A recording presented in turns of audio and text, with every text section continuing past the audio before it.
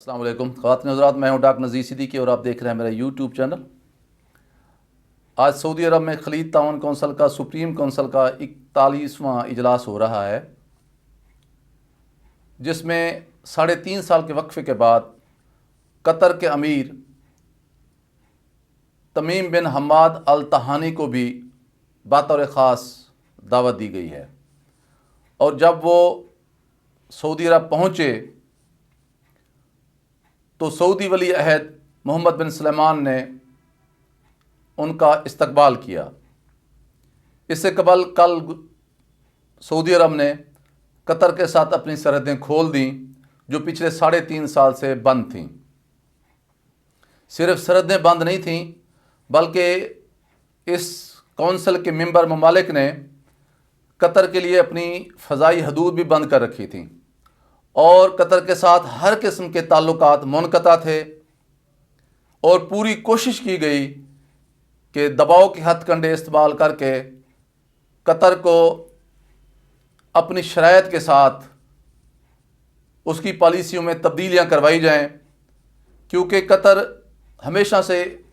اپنی آزادانہ پالیسیوں پر عمل پیرا رہا ہے، اور خاص طور پر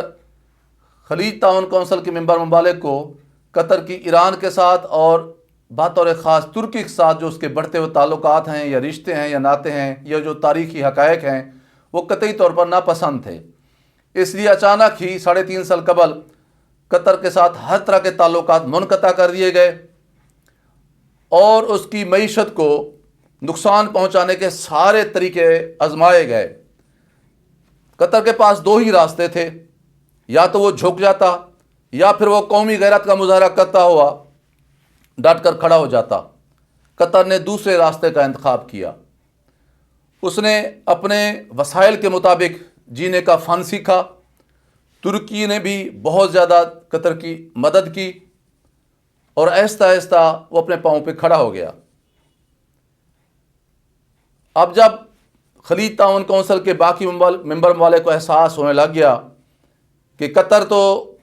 اب خود اپنے پاؤں پہ کھڑا ہو گیا ہے اور ہمارے دباؤ میں بھی نہیں آ رہا، تو پھر انہیں اپنی غلطی کا احساس ہونے لگ گیا۔ کچھ عرصہ قبل قطر نے یہ الزام بھی لگایا تھا کہ یو اے ای اور سعودی عرب اس کے ملک پہ قبضہ کرنا چاہتے ہیں۔ یہ ایک سنگین الزام تھا، لیکن سعودی عرب اور یو اے ای نے اس کی تردید کر دی۔ ترکی نے بہرحال قطر کی ہر لحاظ سے مدد کی اور اسے یہ یقین دلایا کہ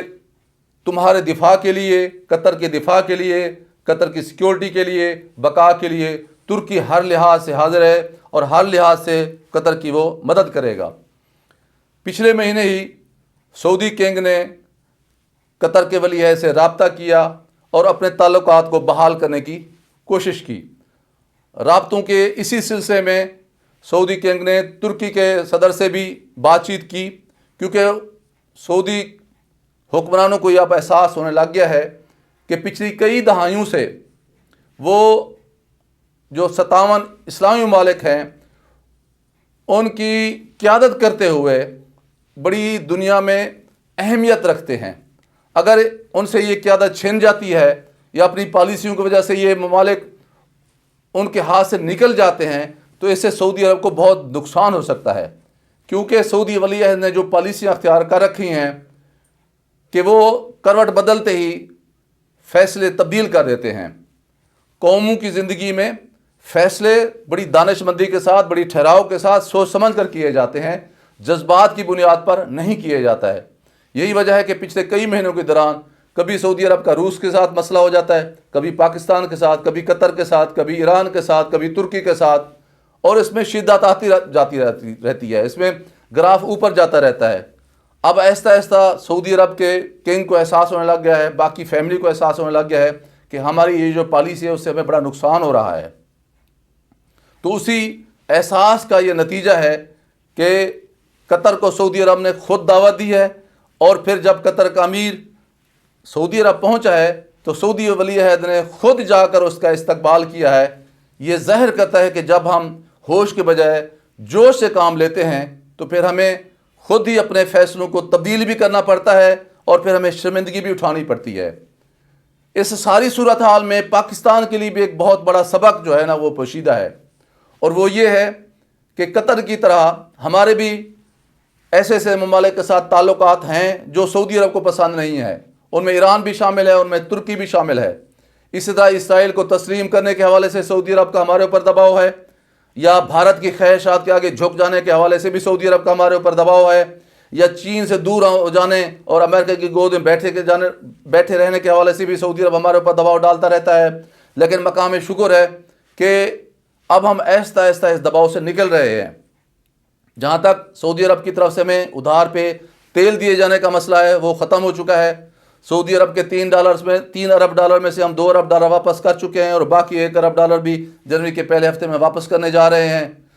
ایک تیسری بات رہ جاتی ہے، وہ ہے پاکستانی ورکرز کی جو سعودی عرب میں رہتے ہیں۔ سعودی عرب میں جو پاکستان کے ورکرز رہتے ہیں وہ بھی یہ نہیں ہے کہ وہ مفت میں ان کو پیسے ملتے ہیں، وہ وہاں محنت کرتے ہیں، اور ان کو ریپلیس کرنا فوری طور پر وہ بھی سعودی عرب کے بس میں نہیں ہے۔ ان کی جو مہارت ہے، جو قابلیت ہے، جو تجربہ ہے، اس کا بھی آلٹرنیٹو سعودی عرب کے پاس ابھی تک اویلیبل نہیں ہے۔ اس لیے یہ ممکن نہیں ہے کہ با یک جنبش قلم ان کو نکال دیا جائے گا۔ بہرحال اب سعودی عرب کو جس طرح قطر کے حوالے سے احساس ہونے لگ گیا ہے، اسی طرح پاکستان کے حوالے سے بھی اسے احساس ہونے لگ گیا ہے، اور رہی صحیح کسر عمران خان نے اپنے حال ہی کے ایک انٹرویو میں پوری کر دی ہے کہ پاکستان ایک بڑا ملک ہے، پاکستان ایک ایٹمی طاقت ہے، ہم 20-25 کروڑ انسانوں کا ایک ملک ہے پاکستان۔ تو پاکستان یہ نہیں ہے کہ ہم کسی کے اشارے سے ہم ترکی کے ڈرامے بند کر دیں گے، یا کسی کے اشارے سے ہم اسرائیل کو تسلیم کر لیں گے، یا اپنے ایک ہمسایہ ملک ایران سے لڑائی مول لے لیں گے۔ پاکستان ایک آزاد اور خود مختار ملک ہے، اور جس طرح سعودی سفیر کے ساتھ عمران خان نے بات چیت کی ہے، یا ابھی سعودی عرب کے فارن منسٹر بھی پاکستان کے دورے پہ آ رہے ہیں، جس کی تصدیق عمران خان نے کل کے اپنے ایک انٹرویو میں بھی کی ہے، تو امید و توقع رکھنی چاہیے کہ جس طرح قطر نے اپنی قومی خودداری کے ساتھ سعودی عرب کو مجبور کر دیا ہے کہ اس کی شرائط پر اس سے بات چیت کی جائے، تو انشاءاللہ تعالیٰ پاکستان بھی سعودی عرب کے ساتھ اپنے معاملات کو باہمی احترام اور برابری کی بنیاد پر طے کرے گا، کیونکہ قومیں تاریخ میں اس وقت زندہ رہتی ہیں جب وہ عزت اور احترام کے ساتھ جینے کا فن سیکھ لیتی ہیں، اور وقت آ گیا ہے کہ پاکستان بھی عزت کے ساتھ رہنے کا فن سیکھے، کیونکہ ہماری بقا اور غیرت کا تقاضا ہے۔ خواتین و حضرات، آپ سے گزارش ہے کہ میرے YouTube channel doctor Nazir Siddiqui کو سبسکرائب فرمائیں، اس ویڈیو کو زیادہ سے زیادہ شیئر کریں، اور گھنٹی کے بٹن کو ضرور دبا دیں تاکہ میری تمام ویڈیوز آپ دوستوں کی خدمت پہنچ سکیں۔ اپنا خیال رکھیے، اپنے ارد گرد لوگوں کا خیال رکھیے، اور سب سے زیادہ میرے پیارے پاکستان کا خیال رکھیے۔ پاکستان زندہ باد۔